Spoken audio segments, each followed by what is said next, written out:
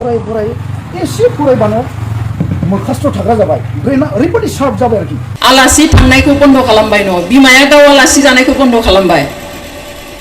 try खालामबाय बिसोरो उन्दुबा आं फरायो बिसोरो 1 घन्टा फरायोबा आं 3 घन्टा फरायो बिसोरो 3 घन्टा फरायोबा आं 6 घन्टा फरायो पास जादों टप 10 आव थांदों बिनि अखानायैनो टिउसनाव हरबावबाय इंलिसाव आङो खननै फेल जाबाय माबोरै फेल जानांगौ जाखो ओरैबायदि स्टाडि खालामबाय आङो 60 लाखिबा बैयो 80 लाखिखायो आङो 80 लाखिबा बियो 90 लाखियो 10% डिफारेन्स आं दाना मा खालामबाय आङो सानसेखालि ओरैबायदि मोनसे एग्जामाव आरोखि ओरैबायदि ट्राइ खालामबाय बिसोरो उन्दुबा आं फरायो बिसोरो 1 घन्टा फरायोबा आं 3 घन्टा फरायो बिसोरो 3 घन्टा फरायोबा आं 6 घन्टा फरायो चैलेंजिंग मुड फैबाय फरायो एसे फरायबानो मोखासथ' थाग्रा जाबाय ब्रेना ओरैबायदि शार्प जाबाय आरोखि आंनाव मेम'रि होननाय बुस्थुआ मेट्रिक लेभेलसिमाव आङो जिर'मोन आरोखि खुनु लेखा फरायनाय हेबिट गैयामोन मेम'रि खालामनाय हेबिट गैयामोन नाथाय कलेजाव आङो हेबिट जाहैबाय लाइन मोनसे पेजखौ खनसे फरायबानो गोसोआव थाजोबोमोन बेबायदि सम जाबायमोन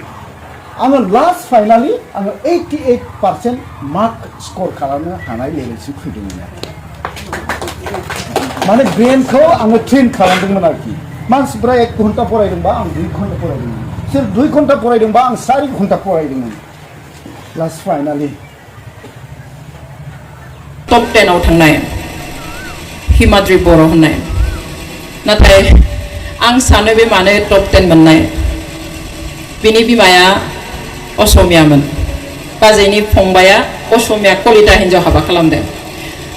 बर' बिमामोनबा टप 10 आव थांनाय नङामोन होननानै आं सानफ्लाङो कारण बे बिफाया डक्टर बाजैनि फंबाया इउनिभार्सिटि हस्पिटालाव डक्टर बेथ' सानसे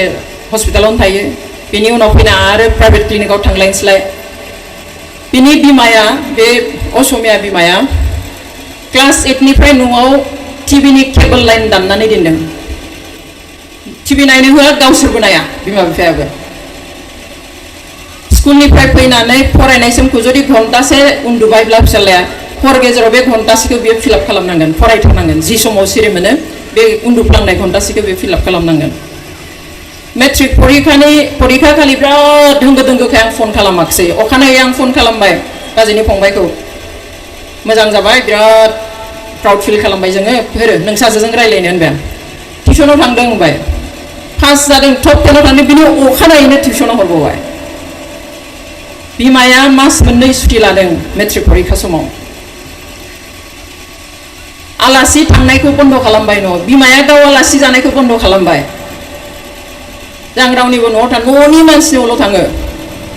ओमफ्राय गुबुननाव आलासि जानायखौ बन्द खालामबाय कारण फिसाफोरखौ बे लांफाथावा फरायनांगौ लांफायोब्ला फरायनाय जाला गाव गैयाब्ला गथ'आ फरायनाय नङा स' आं सानो जोंनि बर' बिमाफ्रा इसेबांहालागै खालामनो हाया जों खिन्थु हानांगोन एखेसो जों मानसिया नङा होमबा जोंबो हानांगोन थ' मेक्सिमाम स्पेशेलि हाई स्कुलनि बे 8, 9, 10 मेट्रिक होगोनाव खिन्थु बिमा बिफानि 100% सापर्ट थानांगोन हेफाजाब थानांगोन मदद थानांगोन आरो एनभाइरनमेन्टखौ होनांगोन जों गोबां समाव गथ'आ लाइट अन खालामनानै थादोंब्ला जों फरायदों होननानै सानो खिन्थु मा फरायदों जों नायहैया खिन्थु जों नायनांगौ वी हेव every right two check dam बिइं ए पेरेन्ट्स बिमा बिफा हिसाबै जोंहा मोन्थाय दङ चेक खालामनो फरायदोंना फरायाखैबा एसे दाद्रि होनो रायनो कन्ट्रल खालामनो जोंहा मोन्थाय दं जों जोनोम होदों बिसोरनि इयुनखौ जोङो मोजां लुबैयो आरो जों जुदि दिनै गुरै खालामो जों जुदि कन्ट्रल खालामा जों जुदि एसेबो स्ट्रिक्ट जाया जोंनि गथ'आ गाबोन गाज्रि जागोन बिनि इयुना मोजां जानाय नङा अब्ला जोंनो दाय नांगोन जोंखौ जेब्ला हमगोन सोंगोन आं जेब्ला बिबायदि खालामोमोन मोजां फरायामोन मानो आं फरायामोन मानो आंखौ फैयामोन मानो आंखौ नोंसोरो मोजां लामा दिन्थियासै होनब्ला जों मा फिननाय होगोन जोंनि फिसाफोरनो बेवहाय we have to be strict जेबो नङा आंनि फिसाया एसे गाज्रि मोननो हागौ एसे रागा जोंनो हागौ इट्स अके जों बिमा बिफासो आंनि फिसासो गाबोननो मोजां जागोन बेवहाय दानि समाव जोङो बिसोरनो एसे खस्थ' खालामनो खिन्थिनांगोन नंगौ दानि समा ओरैबादि सम जाबाय जे रंजानायानो जोबनो गैला एनिथिं नों मबाइल लानानै आरामसे खुसि गोजोन थानो हायो लेपटप लानानै गोजोन खुसि थानो हायो प्रग्राम बायदिसिना रंजानाय जोबनोनो गैया जालायनाय लोंलायनाय जोबनोनो गैया नाथाय बेफोरखौ जोङो कन्ट्रल खालामनानै होनांगोन बे जोंनि आखायाव बिमा बिफानि आखायाव बेनिखाय जों एसे साननो नांगोन जे जोंनि गथ'फोरनो जोङो मा परिबेस होयो माय एजुकेशन माय फिउचार सासे मेट्रिक होनो नागिरनाय गथ'आ एसेबांबो सानख'नो हाया बेनिखाय बिनि एजुकेशन बिनि future their education and their future we have to take that responsibility bima bifa as a parents as a teacher जों बे दायित्वखौबो लानांगोन गथ'फ्रा एसेबां सानस्लाबनो हाया आरो बिसोर गासैखौबो डिसाइडबो खालामनो हाया आं बे खोथायाव गोबांजों आंनि मदा मिलाया बे जाबाय मा जे दानिया गथ'फोरखौ गावखौ डिसिसन लानो होयो थांखि लानो होयो बिमा बिफाया बुङो जे मालाय देरबाय गावनो डिसिसन लागोन नाथाय आं बेखौ आं लुबैया आंनि मथेब्ला जेब्लासिम गथ'आ गाव थांखि लानो हाया जों थांखि लानांगौ बिसोरनि थाखाय बिमा बिफाया बिसोरनि थाखाय डिसिसन लानो नांगौ because they are not matured enough जों संसारखौ नुबोदों बिमा बिफाया गोरों जायाबो जानो हागौ जोंनि फिसाया जेसेबां गोरों बिमा बिफाया बेनिख्रुइ खम रोंनाय जानो हागौ नाथाय संसारनि रोंगौथियालाय बहाथो थांनो बैसोनि रोंगौथियालाय बहाथो थांनो बिमा बिफा जानायनि जा रोंगौथिलाय बहाथो थांनो बेजोंथ' जोङो बुंनो हागोन एकाडेमिक लाइनाव मास्टारफोर थायो बिसोरजोंहाय केरियार केन्सेल खालामनो हायो खिन्थु बिमा बिफाया गाइड खालामनायाव बिसोरखौ थांखि लानायाव मदद खालामनायाव अनेक गोहोम खोख्लैनो हायो आरो जों बेखौ खालामनो नाजानो नांगौ सिंग्रि सानै दंमोन हायथु सासे बिब'आ एसे देरसिन आंनि क्लासमेट जाहैबाय बिसोरो इंलिसाव बिराद मोजां आंथ' बर' मिडियामनिफ्राय थांनाय आङो इंलिस रोङा बे समाव सेन्टेन्स मोनसेबो मोजां बुंनो रोङा आरोखि न' कलेज आदसा बे गथ'फोरखौसो बे गथ'फ्रा बेसेबां पार्सेन्ट लाना फैदोंब्रा सानबाय ओमफ्राय जेब्ला 6 months थांबाय इंलिसाव आङो खननै फेल जाबाय माबोरै फेल जानांगौ जाखो ओरैबादि स्टाडि खालामबाय आङो 60 लाखिबा बैयो 80 लाखिखायो आङो 80 लाखिबा बेयो 90 लाखियो 10% डिफारेन्स आं दाना मा खालामबाय आङो सानसेखालि ओरैबादि मोनसे एग्जामाव आरोखि ओरैबादि ट्राइ खालामबाय बिसोरो उन्दुबा आं फरायो बिसोरो 1 घन्टा फरायोबा आं 3 घन्टा फरायो बिसोरो 3 घन्टा फरायोबा आं 6 घन्टा फरायो चेलेन्जिं मुड फैबाय फरायै एसे फरायबानो मोखास्थ' थाग्रा जाबाय ब्रेना ओरैबादि शार्प जाबाय आरोखि आंनाव मेम'रि होननाय बुस्थुआ मेट्रिक लेभेलसिमाव आङो जिर'मोन आरोखि खुनु लेखा फरायनाय हेबिट गैयामोन मेम'रि खालामनाय हेबिट गैयामोन नाथाय कलेजाव आङो हेबिट जाहैबाय लाइन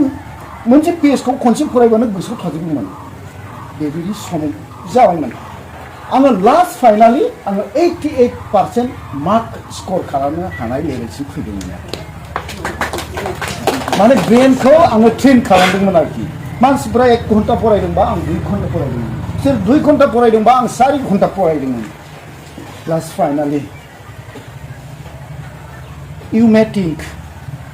नोंसोरो unexperienced students नोंसोरो life is something very zigzag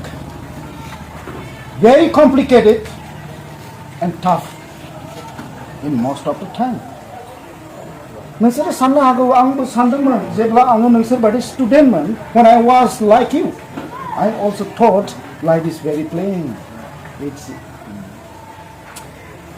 I didn't know anything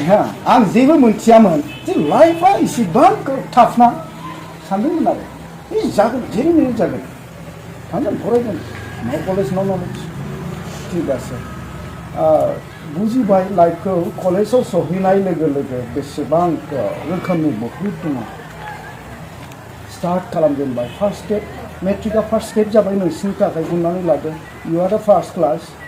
you may become third class also you may become second class also if you don't care yourself नोङो गावखौनो जुदि केयार खालामाब्ला जत्न लायाब्ला नोंसोरो थार्ड डिभिजन फैनो हागौ एबा फेलबो जानो हागौ एबा हाबाबो जानो हागौ एबा उनथिंजायबो थांनो हागौ बे रिदमखौ नोंसोर लाखिनांगोन स्टेपखौ लाखिनांगोन नोंसोरो थार्ड डिभिजननिफ्राय सेकेन्ड क्लासाव गाखोनांगोन सेकेन्ड क्लासनिफ्राय फार्स्ट डिभिजनाव गाखोनांगोन फार्स्ट डिभिजनब्ला नोङो स्टार मार्क लाखिनांगोन लेटार लाखिनांगोन बिनि उनाव टपाराव थांनांगोन बा नोंसोरो मोनसे एचिभमेन्ट लाखिनांगोन जोंनि युथ्सफोरनि गेजेराव जोंनि स्टुडेन्टस लाइफफोरनि गेजेराव गोबां नालाय बै माखासे बर' मिडियाम खालामजायो जोङो जाम्बा मानसि जेबो रोङा इंलिसबो रोङा बे खारननि थाखाय जोंखौ बहुद लोगोफ्रा माने बहुद माने नेग्लेक्ट खालामो आरोखि जाम्बा मानसि बिदि आरोखि ना बेवहाबो लांगोन आरो जोंखौ साइडआव बिसोरखौ लाफाया आरोखि जोंखौ लाफाया साइडआव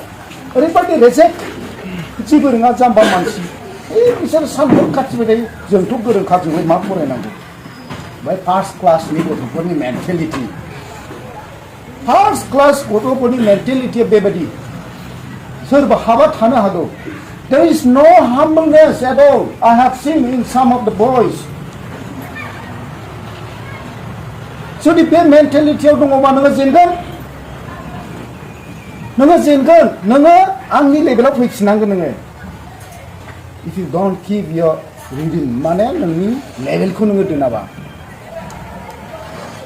आङो बेखौल' बुंनो सानबाय जे नोङो दुगा जानाङा बि सिम्पोल हा नोंसोर सिम्पोलैनो था गांसे गस्लाखौ गानदोंबा बोसोरथाम गान नोंसिनि खामायनायजों नोंसोरो गारि बायनो हागौ नोंसिनि खामायनायजों नोंसिनि इनकामजों नोङो न' लुनो हागौ ड्रेस बायनो हागौ नोंसिनि गार्जेननि